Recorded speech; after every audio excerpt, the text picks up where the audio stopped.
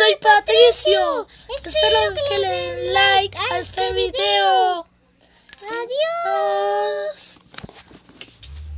Hola, les voy a enseñar a armar un barco de Lego. No me importa si hay muchos, no me importa, pero les enseño a hacer uno.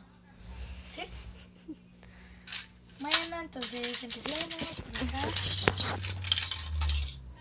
Entonces, necesitamos 2 fichas como estas y 2 como estas.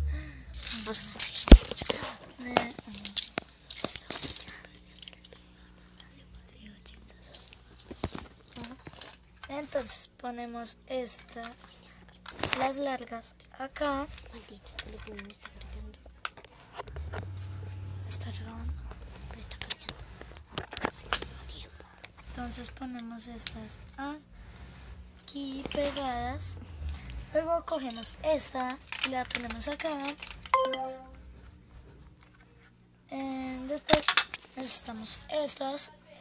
Estas son 2 fichas, ya están unidas. Muéstrelas. ¿Listo? Ok, entonces lo ponemos acá encima. Este video solo es para niños.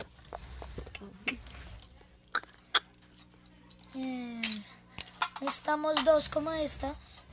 En este caso, acá tengo muchas. Voy a buscar la indicada, la que necesito.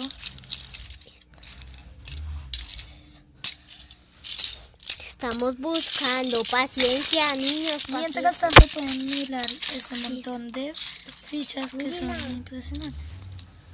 Ya. Como pueden ver, estas no son.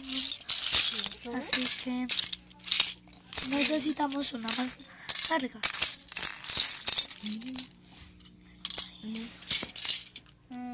Mientras estoy buscando, mi prima Ana María los entretendrá un momento. No, las encontré. La encontré. Entonces las pondremos acá sobre esta parte de esta manera.